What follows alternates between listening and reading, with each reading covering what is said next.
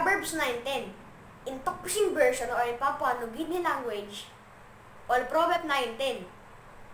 Bret long bigpela, stat bilong sabi true. Nasabi long pasin igoli, good pela sabi, or Proverbs 9:10. Talk, thank you, igolong good. Thanks be to God.